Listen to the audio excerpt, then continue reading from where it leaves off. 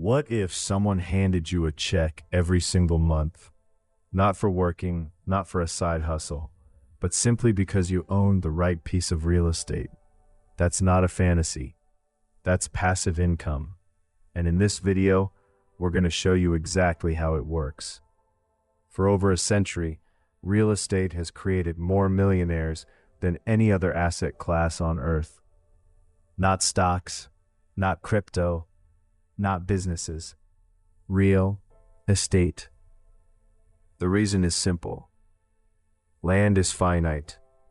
They're not making more of it. While paper assets can vanish overnight in a market crash, physical property holds an intrinsic value. People always need somewhere to live, somewhere to work, somewhere to store their lives. But here's what separates real estate from simply buying a house to live in. When you buy an investment property, meaning a property that other people pay you to use, you gain something most assets can never offer you. Multiple income streams from a single purchase. Think about that. One asset, multiple returns. First, you collect rental income every month. Your tenants pay your mortgage, and then some. Second, your property appreciates over time.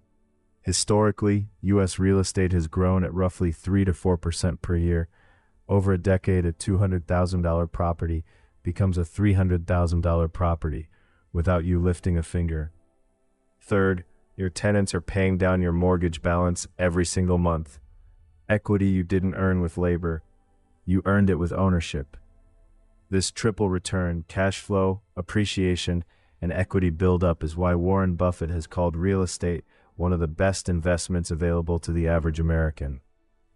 It's why self-made wealthy families across generations have always held real estate, not as a gamble, as a foundation. Now here's where real estate does something no other investment can match, and it's called leverage. When you invest in the stock market, you invest your money. You put in $10,000, you own $10,000 of stock. Simple. But in real estate, you can control a $200,000 asset with just $40,000 of your own money, a 20% down payment. The bank funds the rest. So when that property appreciates by 10%, a $20,000 gain, you didn't make 10% on your $40,000, you made 50%. That's the power of leverage. You're earning returns on the full asset value while only committing a fraction of the capital. And this scales. Once you build equity in your first property, you can tap that equity to fund a second down payment. Then a third. Real estate investors call this the wealth ladder. Each rung lifts you to the next. The early ones are the hardest, but once you're climbing, the momentum builds fast. The key insight: you don't need to be rich to start. A first-time investor with $40,000 saved can control a $200,000 income-producing asset. That's not theoretical. That happens every day in cities and towns across America. Let's talk about the two engines of real estate wealth, because understanding this distinction will save you from making the biggest mistake new investors make. Engine one is cash flow. This is money in your pocket every single month. You buy a property, rent it out, and after paying the mortgage, insurance, taxes, and maintenance, there's a surplus. That's your cash flow, pure, recurring, passive income. A well-chosen single-family rental in a strong rental market might generate $200 to $600 per month in positive cash flow. A small multifamily property, a duplex or fourplex, might generate $800 to $2,000 per month. Engine two is appreciation. Over time, properties in most markets increase in value. You don't do anything for this gain. Inflation, local demand, and limited supply do the work for you.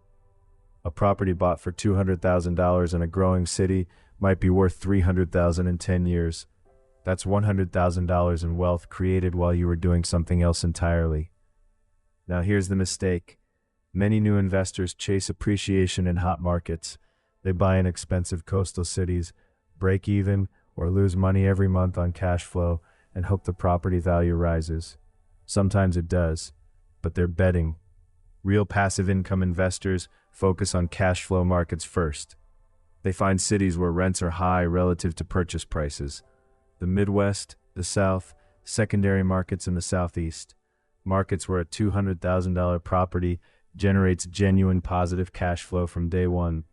Appreciation is the bonus. Cash flow is the strategy. So how do you actually find a deal? Let's walk through the exact process. Step 1. Choose your market. Don't just invest in your backyard because it's convenient. Research markets using the 1% rule as a starting filter. The 1% rule says your monthly rent should equal at least 1% of the purchase price. A $200,000 home should rent for at least $2,000 per month. This rough filter quickly identifies cash flow friendly markets. Step 2. Analyze the numbers with brutal honesty. Real investors use what's called a pro forma, a realistic projection of income and expenses. Your income is the rent.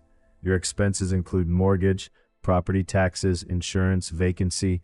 Assume 8 to 10% of rent for empty months, maintenance reserves, budget 10%, and property management if you're not self-managing. If the numbers work after all of that, you may have a deal. Step 3. Build your team. You need a real estate agent who works with investors, not just buyers. A property manager who knows the local rental market. A lender who does investment property loans. A property inspector who doesn't sugarcoat findings. A good team turns a hard process into a repeatable system. Step 4. Make offers. Most investors look at dozens of properties before finding the right one. The ones who succeed are the ones who keep looking, keep running numbers, and keep making offers. Real estate is not passive in the acquisition phase. You earn the passive income by doing the work up front. Step 5. Close, stabilize, and step back.